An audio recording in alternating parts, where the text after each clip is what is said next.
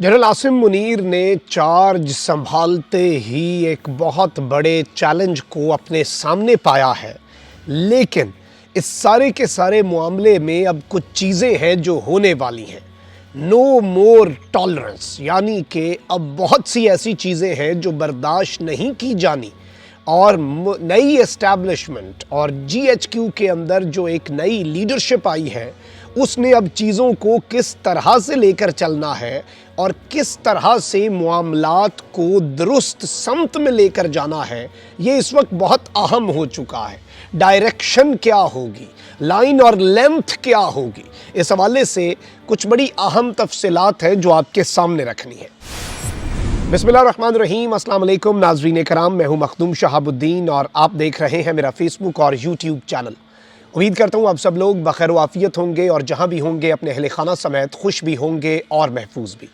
नाज़रीन कराम, जनरल सैयद आसिम मुनीर पाकिस्तान की अफवाज के 17th chief of the army staff की हैसियत से कमान संभाल चुके हैं और जीएचक्यू के अंदर ये एक इंतहाई पुरवकार तकरीब हुई और इसके मेहमान खुसूसी सुबकदोश होने वाले army chief general Qamar Javed Bajwa थे। इसमें chairman joint chief of staff committee, मुसल्लह अफवाज के सरबराहान, सीनियर हाजिर सर्विस और रिटायर्ड फौजी अफसरान, उनकी फैमिलीज़, फेडरल सेक्रेटरीज़ और इम्पॉर्टेंट मिनिस्टर्स जिनमें जो काबिल ज़िक्र हैं वो राना सनाउल्लाह, बिलावल भुट्टो, इसहाक डार, वज़ीर इत्तलात मरियम औरंगज़ेब, ये सब इस तकरीब में शामिल थे। और यहाँ पर जनरल कमर जावेद बाजवा ने ख़िताब भी किया और इन्होंने कहा कि वो अनकरीब गुमनामी में चले जाएंगे, वो मेन स्ट्रीम से पीछे हट जाएंगे, लेकिन फ़ौज से रूहानी रवाबित हमेशा उनके कायम रहेंगे। और इन्होंने नए आर्मी चीफ़ को मुबारकबाद भी दी और कहा कि पाक फ़ौज के साथ उम्र भर की रफ़ाक़त की तकमील के मौके पर अल्लाह का शुक्रगुज़ार हूँ कि उसने मुझे अजीम फ़ौज में मुलाज़मत का मौका दिया और एक बड़ी बामक़सद ज़िंदगी अता की। और इन्होंने ये बात कही कि जनरल रिटायर्ड कमर बाजवा ने कहा कि कुछ देर में आर्मी चीफ की कमान संभालने वाले आसिम मुनीर को दिल से की गहराइयों से मुबारकबाद पेश करता हूँ। 24 साल पुरानी रफ़ाक़त है आसिम मुनीर से और बड़े काबिल अफसर हैं। मेरा 44 साल सफ़र इख्तिताम पजीर हो चुका है। और इसके साथ ही साथ इन्होंने कहा कि फ़ौज की जो भी कामयाबियाँ होंगी तो मुझे खुशी होगी और फ़ौज पर मुश्किल वक्त आएगा तो मेरी दुआएं आपके साथ होंगी। अब जनरल कमर जावेद बाजवा जो हैं वो मुकम्मल प्रोटोकॉल के साथ जीएचक्यू से रुखसत भी हो चुके हैं और जनरल आसिम मुनीर और जनरल साहिर शमशाद मिर्ज़ा ने उन्हें बाज़ाब्ता तौर पर जीएचक्यू से रुखसत किया है। सोशल मीडिया पर इस वक्त बहुत कुछ चल रहा है और बहुत सी चीज़ें भी इस वक्त सामने आ रही हैं और आप देख लें कि जो मामलात हैं, जिस तरह से जनरल कमर जावेद बाजवा ने एक लेगेसी 6 साल अपने दौरे इक़्तिदार तो वैसे कॉन्स्टिट्यूशनली बड़ा गलत लफ्ज़ होगा, मुद्दत मुलाज़मत होती है, उसके दौरान जनरल कमर जावेद बाजवा ने जो इस वक्त जनरल आसिम मुनीर, जनरल सैयद हाफिज़ आसिम मुनीर साहब जो हैं उनके लिए जो इस वक्त एक चैलेंजेस छोड़े हैं वो बड़े बेपनाह हैं और इस तरह के चैलेंजेस हैं जिनसे कदम फूंक कर रखना होगा। और इस हवाले से मैं आपको ये भी बता दूं कि ज़ाहिरी बात है, जो रिटायर्ड अफसरान हैं, रिटायर्ड फ़ौजी जर्नैल हैं, उनकी राय को हमेशा से अहमियत दी जाती रही है। रीसेंट टाइम्स के अंदर पिछले 8-9 महीने में वेटरन्स हो जाएं या एक्स सर्विसमैन हो जाएं, यहाँ तक कि आप देख लें कि हमारी हर टेलीविज़न स्क्रीन पर जनरल अमजद शोएब हमें नज़र आया करते थे और ये वो शख्स थे जिन्होंने इंफॉर्मेशन वॉरफेयर में रिटायर होने के बावजूद इन्होंने एक महाज संभाले रखा। इन्होंने पाकिस्तान की नज़रियाती सरहदों की हिफाजत की और रीसेंट टाइम्स में जब ये टीवी पर नहीं नज़र आते थे तो फिर उन्होंने एक यूट्यूब चैनल पर एक इंटरव्यू में कहा कि मुझे तो ISPR ने मना किया हुआ है तो मैं नहीं जा सकता।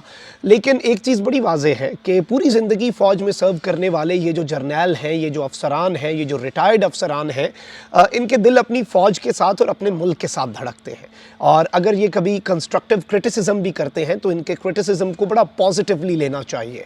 और अगर तो इनके क्रिटिसिज्म को पॉजिटिवली लिया जाता पिछले 8 महीने में तो और उससे तनकीद बराए इस्लाह समझा जाता उसे और अपना बड़ा समझकर इनकी चीज़ों को कंसिडरेशन में लाया जाता तो शायद आज वो सारे चैलेंजेस नए चीफ़ की झोली में ना डाले जाते जो डाले गए हैं। اب यहाँ पर एक चीज़ बड़ी वाज़ेह है, जनरल अमजद शोएब साहब ने भी ये बात कही कि जो मर्ज़ी हो जाए, फ़ौज ने बहुत सी कुर्बानियाँ दी पिछले 6 साल के अंदर।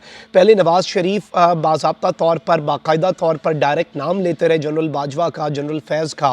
फ़ौज के ख़िलाफ़ मरीम नवाज़ नारे लगवाती रहीं, तो फ़ौजी जवान जो है उसे एहसास तो होता था कि भाई हम जाने दे रहे हैं इधर हमारे ख़िलाफ़ ये। और फिर जनरल साहब ने ये बात कही है, जनरल अमजद शोएब साहब ने, कि आप देखें कि जैसी रजीम चेंज ऑपरेशन हुआ, फिर 80 to 90%, अब ये जनरल अमजद शोएब का एनालिसिस है कि 80 to 90% पब्लिक जो है वो नाक़िद बन गई, वो तनकीद करना शुरू हो गई। और अब जो नई लीडरशिप है उसके लिए एक बहुत बड़ा चैलेंज होगा। एक जानिब तो अब बहुत सी चीज़ें जो हैं वो वाज़े हो जाएंगी, बहुत सी चीज़ें जो हैं वो क्लियर हो जाएंगी।